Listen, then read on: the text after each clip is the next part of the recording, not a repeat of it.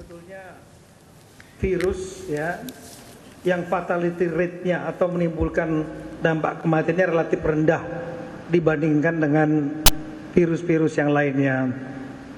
Kita tidak ingin kemudian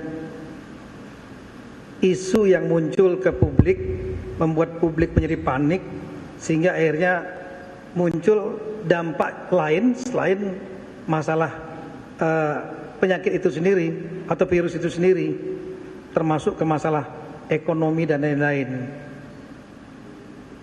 Tadi Bapak Gubernur sudah menyampaikan langkah-langkah yang disampaikan oleh beliau, mulai dari upaya-upaya antisipasi awal, kemudian langkah-langkah pencegahan sekaligus sosialisasi, dan juga langkah-langkah mitigasi dan antisipasi ke depan.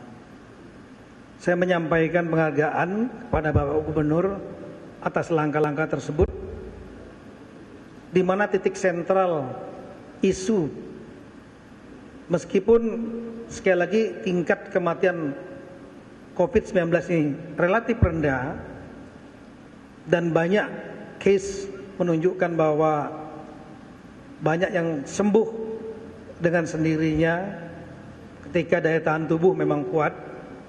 Namun tentunya kita juga berkewajiban untuk mencegah terjadinya penularan, karena ada masyarakat yang rentan, terutama yang daya tahannya rendah, misalnya usia lansia ya, usia lanjut, kemudian juga mereka yang memiliki risiko tinggi karena adanya penyakit bawaan seperti penyakit TBC, asma, penyakit organ-organ di dalam yang dengan COVID-19 ini mungkin bisa menjadi risiko. Oleh karena itu isu yang kita diskusikan tadi terutama bagaimana untuk membendung penularan. Untuk itu Bapak Gubernur menyampaikan langkah-langkah tentang pembatasan-pembatasan dalam rangka membendung penularan. Kita mengenal dalam Undang-Undang Nomor 6 Tahun 2018 tentang kekarantinaan kesehatan, ada 4 jenis pembatasan yang kita sebut dengan karantina, mulai dari pembatasan atau karantina rumah sakit, karantina wilayah, dan pembatasan sosial yang bersifat massal atau masif masyarakat. Nah ini untuk pembatasan wilayah yang kadang-kadang kita sebut dengan istilah lockdown ya, itu dalam undang-undang itu ada 7 yang harus dipertimbangkan, mulai dari pertimbangan efektivitas, kemudian pertimbangan tingkat epidemi, kemudian sampai ke pertimbangan ekonomi, sosial, budaya, dan keamanan. Nah di sini tadi kami sampaikan kepada Bapak Gubernur tentang pembatasan atau karantina kewilayahan ini karena menyangkut aspek ekonomi, maka selain Undang-Undang Nomor 6 Tahun 2018 tentang kekarantinaan kewilayahan itu, saya ulangi, kekarantinaan kesehatan itu, untuk pembatasan wilayah, karantina wilayah, dan pembatasan sosial dalam jumlah besar, itu adalah menjadi kewenangan pusat.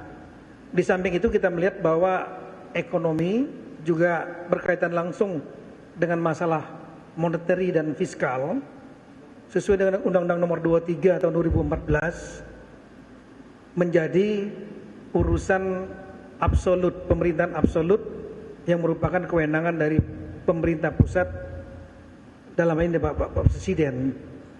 Oleh karena itu Bapak Presiden sudah menyampaikan bahwa untuk karantina kewilayahan, pembatasan kewilayahan, kepala daerah untuk mengkonsultasikan dengan pemerintah pusat, dan yang telah ditunjuk oleh beliau adalah komandan atau kepala gugus tugas percepatan. Ini tadi kami diskusikan seperti itu. Namun ada langkah-langkah pembatasan antisipasi lain yang sudah dilakukan oleh Bapak Gubernur, di antaranya mengenai masalah transportasi. Ini terutama dalam rangka untuk menerapkan kebijakan social distancing, yaitu menjaga jarak masyarakat, sehingga di dalam satu bis atau di dalam satu LRT, MRT gerbong jumlahnya dikurangi sehingga terjadi jarak. Jangan sampai bertumpuk, karena begitu bertumpuk maka risiko penularan akan menjadi tinggi. Dan kita tahu bahwa Jakarta ini sudah menjadi satu dengan daerah satelit sekitarnya, Tangerang, Depok, dan Bekasi. Maka ini Bapak Gubernur menyampaikan masukan-masukan yang perlu dikoordinasikan juga dengan wilayah-wilayah tetangga lainnya. Bahkan bukan hanya itu, tapi perlu juga dikoordinasikan dengan provinsi-provinsi lain, karena banyak masyarakat dari provinsi lain yang datang ke Jakarta atau yang dari Jakarta datang ke provinsi lain. Nah, untuk itulah masukan-masukan dari Bapak Gubernur nanti yang saya lihat cukup sistematis, ini nanti akan saya sampaikan kepada gugus tugas yang sebetulnya sekarang sudah dimulai rapatnya. Saya agak terlambat ini. Saya akan sampaikan masukan-masukan ya dari strategi dan langkah-langkah yang telah dibuat oleh Bapak Gubernur. Tapi prinsip saya kira masyarakat sekali lagi tidak perlu panik ya. Coronavirus disease itu bukan penyakit yang prevalensi fatalitas atau mematikannya sangat berbahaya sekali. Jadi jangan menjadi momok. Ini bisa diatasi dengan mencegah penularan dan memperkuat daya tahan tubuh.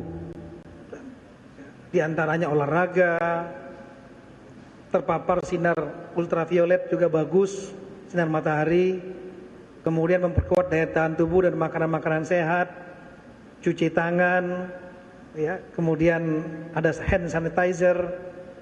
Juga Bapak Gubernur menyampaikan bagaimana langkah-langkah beliau untuk membantu masyarakat ya, untuk melakukan langkah-langkah pembersihan, desinfektan di tempat-tempat kerumunan, kemudian juga tempat publik ya, hand sanitizer dan lain-lain. Samping itu juga banyak warga kita minta untuk banyak juga makan makanan bergizi, terutama yang mengandung vitamin C dan vitamin E, buah-buahan. Kemudian vitamin E itu banyak terdapat di tauge, brokoli. Itu yang saya kira bisa mudah didapatkan di pasar-pasar tradisional juga banyak. Saya kira itu rekan-rekan sekalian diskusi kita, dan kita akan terus berlanjut keep in touch untuk melihat langkah-langkah